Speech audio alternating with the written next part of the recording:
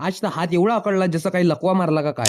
Hello गाईस, कसं काय, सर्व ठीकठाक आहेत ना? तर आज आम्ही रात्री 2 वाजता जाणार आहे जामसावडीला. पटापट आंघोळ करून रेडी झालो आणि सरळ छोट्या भाऊच्या घरी आलो. एवढी थंडी असून हा आमच्यासोबत ढुंगण मटकवत होता. अव्याला जास्त थंडी लागत होती म्हणून त्याला हेल्मेट घालून दिला. जेव्हा पण आम्हाला हनुमान दादाच्या बुलावा आला तेव्हा पण आम्हाला पाऊस असो की थंडी असो आम्हाला जाणं भाग्यच आहे. थंडीला पार करासाठी पहिले पार्श्वनीत येऊन गरम गरम चाय पिऊन घेतली. कुछ दूर जाने के बाद मेरे हाथों की तो पूरी वाट लागली होती, जसं काही लकवा मारला का काय असा तडपडत होता. मेरी हाऊस पूरी होने के बाद छोट्या भाऊला हेल्मेट चढवायला लावला आणि गाडी चालवायला लावली. छोट्या भाऊ एक हात जर्किनच्या खिशात आणि एक हात गाडीला पकडून आपली ट्रॅव्हलिंग करत होता. उडान पुलावरची लाईट पाहून तर असं वाटत होतं हे उपळ वापळ करून आपल्या गावाला चमकवण्यासाठी घेऊन. अंगातली थंडी ज्यासाठी हिंदी बॉलिवूड मराठी मिक्स गाणे पुरे एकत्र करून गाणे म्हणणं चालू करून टाकले. काहीच वेळात हनुमान दादाच्या गदा पाहून आम्हाला समजलं की आता आपण जामसावडीमध्ये पोहोचलोच आहे. जामसावडी के प्रवेशद्वार से प्रवेश घेतला आणि सरळ गाडी पार्किंगला लावली. इतनी थंडी में हाथ पाय अकड़ने के बाद पहिले सिक्योरिटी के पास आ गए. हात पैरो को चांगलं शेकू पूर्ण नॉर्मल करून टाकला आणि चाय प्यासाठी एका दुकानात आलो. चाय पिता पिता थंडी पाहून तर हसणं बी थांबत नव्हतं आणि चाय पिणं बी नव्हतं थांबत. माझ्या अंगात एवढी थंडी भरली होती चाय पिता पिता तर मी पहिले पूर्ण सांडवूनच टाकला. ज्या दुकानातून पूजा घेतली त्याच दुकानात जोडे चप्पल काढले आणि सरळ मंदिराकडे प्रवेश घेतला. इतनी थंडी में आके हमारा तो एक ही फायदा हुआ, हमें तो पूरा मंदिर खाली खाली ही मिल गया. हनुमान दादाच्या जवळ जायचं होतं तर मंदिरातली घंटी वाजवली आणि सरळ हनुमान दादाच्या मागे आलो. काहीच वेळामध्ये इथं पूर्ण भीड होऊन गेली आणि आरतीसाठी सुरुवात झाली. आज तर आम्ही एवढी व्हीआयपी झालो होतो, पंडितजी आमच्यापाशी येऊन आम्हाला कापूर देत होते. फटाफट हनुमान दादा का दर्शन ले लिया और छोट्या भाऊ ने नारळ को धड़का दिया. बाहर आती मंदिर का व्यू देखने के बाद मन तो पूर्ण शांत होऊन गेला होता. आज का ब्लॉग यही खत्म करते और निकलते हैं आपल्या घराकडे. भेटूया नंतरच्या ब्लॉग मध्ये, तब तक के लिए बाय बाय.